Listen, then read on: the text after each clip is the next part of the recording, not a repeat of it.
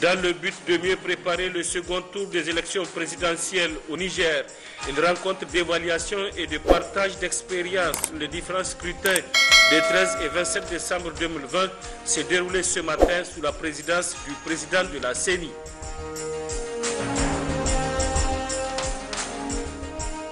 Une mission parlementaire séjourne depuis hier à Toumour, dans la région de Difa, pour présenter les condoléances de l'Assemblée nationale et apporter une aide symbolique aux populations de cette localité suite à la dernière attaque de Boko Haram.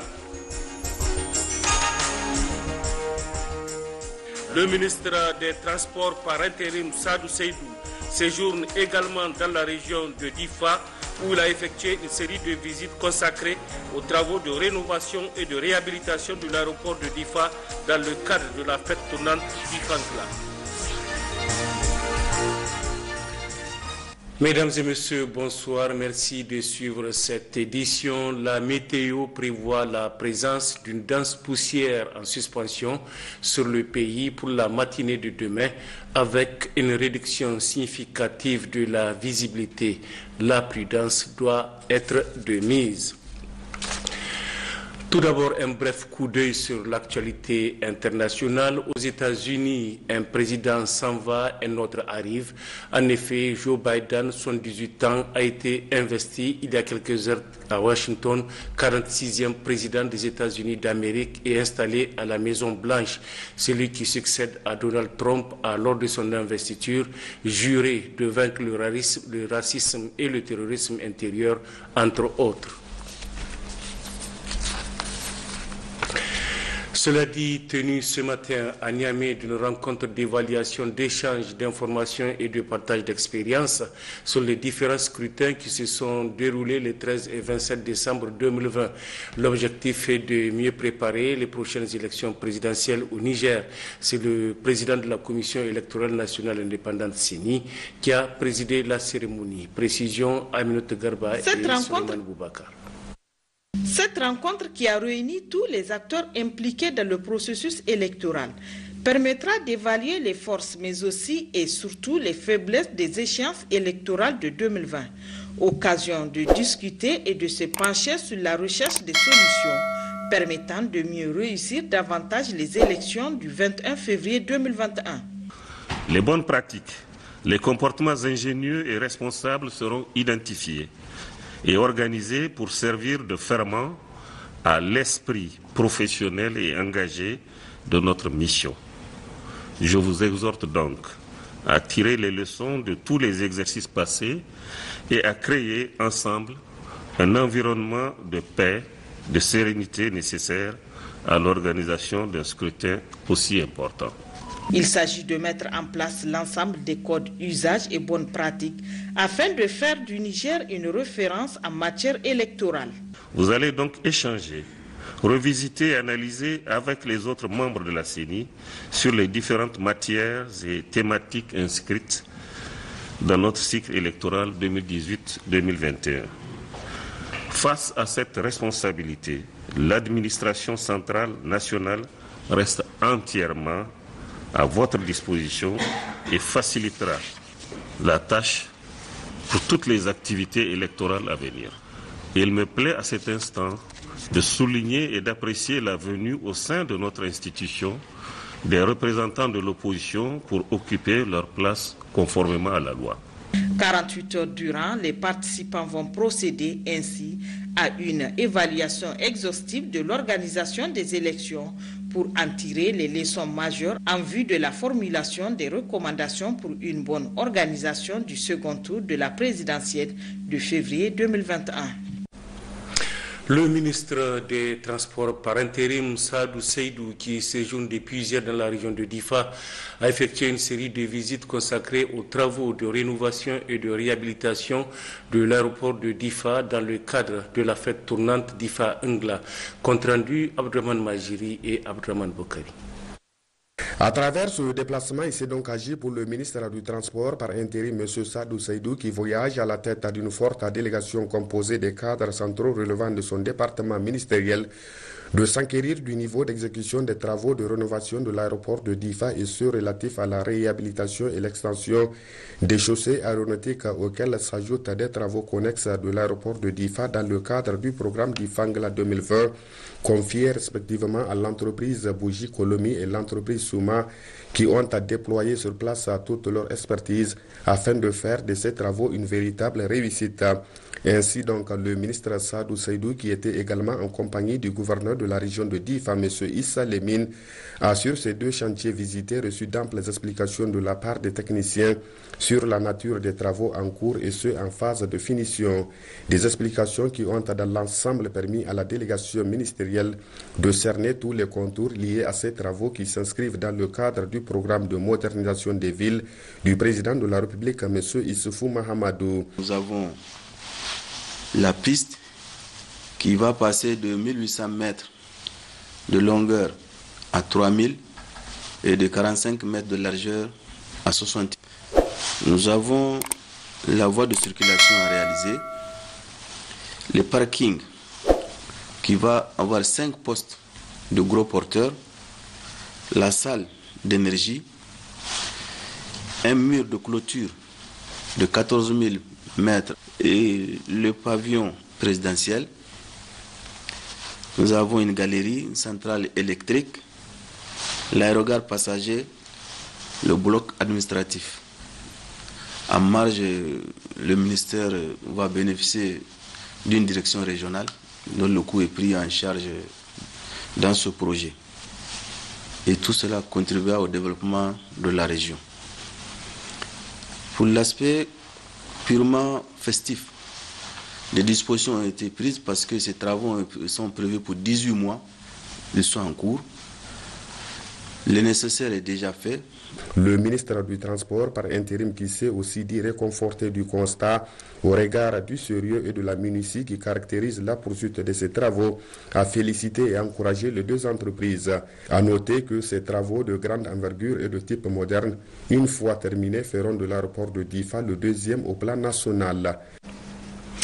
Une mission parlementaire séjourne également depuis hier dans la région de Difa où elle s'est rendue à Toumour pour présenter les condoléances de l'Assemblée nationale et apporter une aide symbolique aux populations de cette localité victimes d'une attaque de Boko Haram.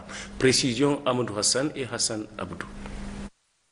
Cette mission parlementaire conduite par le 5e vice-président de l'Assemblée nationale est allée pour apporter toute sa compassion à la population de Toumour, meurtrie par les événements douloureux de l'attaque perpétrée par la secte Boko Haram la nuit du 12 au 13 décembre dernier, d'une part, et d'autre part, remettre l'assistance de l'Assemblée nationale d'une somme de 5 millions de francs CFA. À cet effet, les membres de cette mission ont entretenu la population sur l'objet de leur déplacement. Suite à l'attaque récente de la nuit du 23 novembre passé, donc on est venu présenter nos condoléances aux familles endeuillées et aussi amener un geste symbolique pour compatir à leur douleur et aux familles du défunt.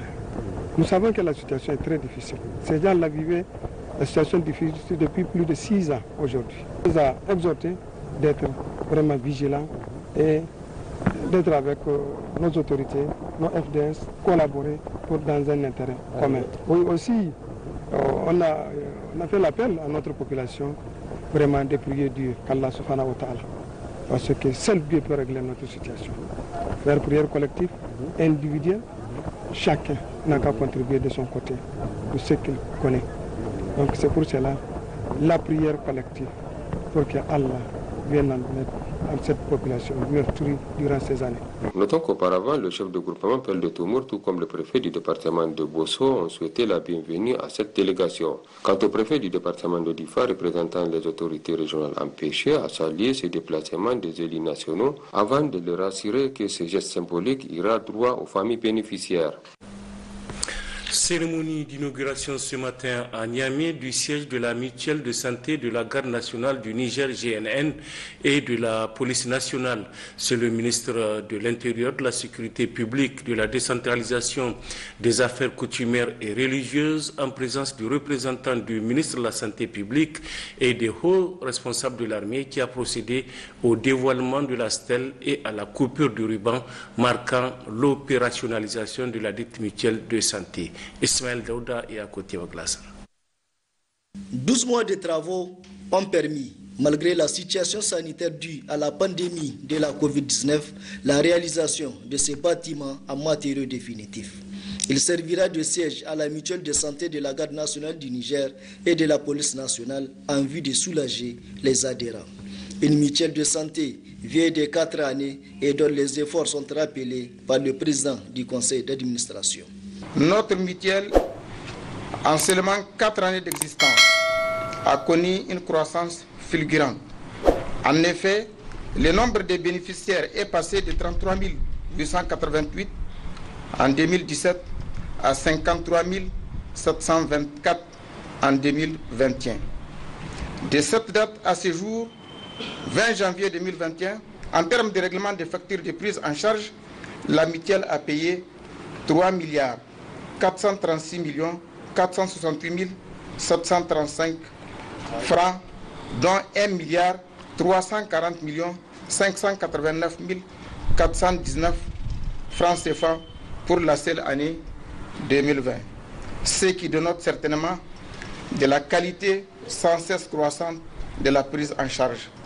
Le conseil d'administration et le bureau central de gestion de la mutuelle de santé, Garde nationale du Niger, police nationale, souhaiteraient que la mutuelle soit appuyée et soutenue pour concrétiser son deuxième rêve, celui de la création d'un hôpital de la mutualité. En prenant la parole à cette cérémonie d'inauguration du siège de la mutuelle de santé, le ministre de l'Intérieur a rappelé les objectifs ayant conduit à sa construction. Les objectifs qui ont guidé la construction de ces sièges sont multiples et justifiés. Il s'agit, entre autres, de faire des économies substantielles en évitant de payer des frais de location, de disposer d'un local propre, identifiable par les adhérents situé au centre-ville et capable d'accueillir les réunions de l'Assemblée générale, du Conseil de l'administration et du secrétariat général. Générer des revenus à la mutuelle par la rentabilisation de l'investissement à travers la mise en location de ces infrastructures. Le ministre de l'Intérieur, Al-Kash Alada, n'a pas manqué de féliciter les dirigeants de la mutuelle pour avoir eu cette idée louable, mais aussi réitérer l'engagement des autorités au plus haut niveau de les soutenir. Je voudrais saisir cette opportunité pour réitérer l'engagement de son Excellence, le président Mahamadou Issoufou, chef suprême des armées, et de son gouvernement dirigé par son Excellence Birji Rafini, Premier ministre, à soutenir toutes les actions sociales, en l'occurrence celles qui concernent les forces de défense et de sécurité. Le moment solennel fit ainsi le dévoilement de la stèle et la coupure du ruban, suivi de la visite du local. Ce bâtiment, construit sur une superficie de plus de 4000 m², est composé d'un bloc administratif, des bureaux et des bâtiments annexes, et ce, à la grande satisfaction des responsables et des adhérents.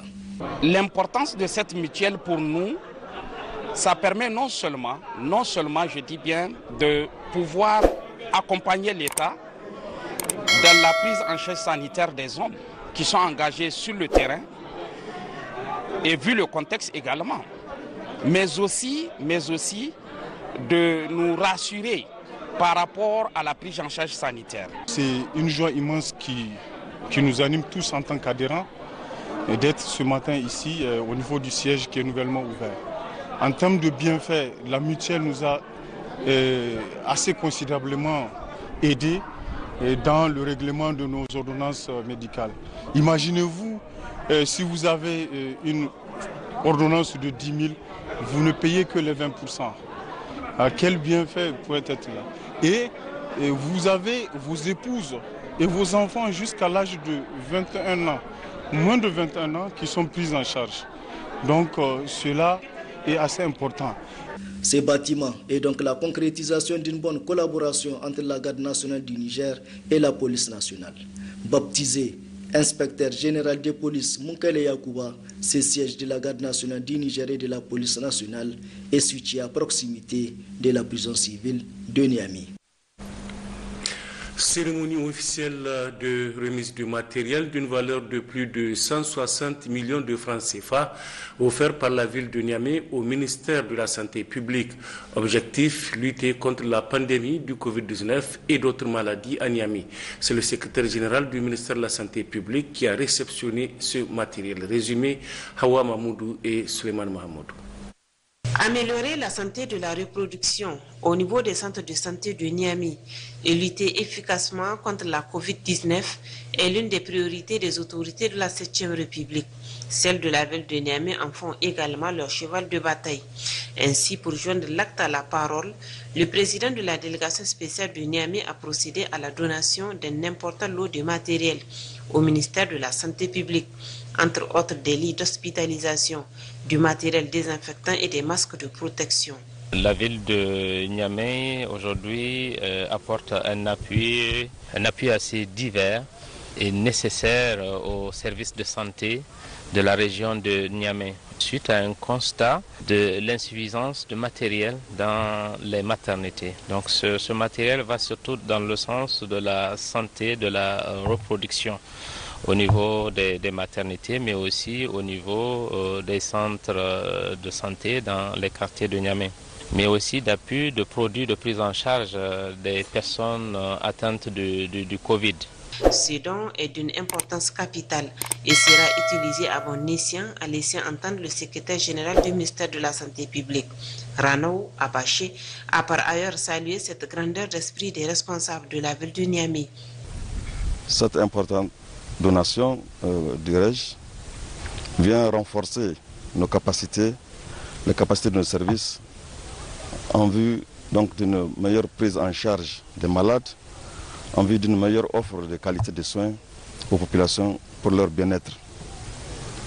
Je voudrais, au nom du ministre de la Santé publique empêché, au nom de toutes les autorités, transmettre nos remerciements à vous, monsieur le président de la délégation, pour avoir pensé à nous dans ce contexte très difficile, contexte face auquel nos services se déploient pour apporter effectivement un allègement aux souffrances des populations. Je voudrais vous rassurer, monsieur le président, que le don qui vient d'être fait sera utilisé rationnellement. Cette action de la ville de Niamey démontre à quel point ces responsables ont décidé de prendre à bras le corps la question de la lutte contre la Covid-19 au Niger.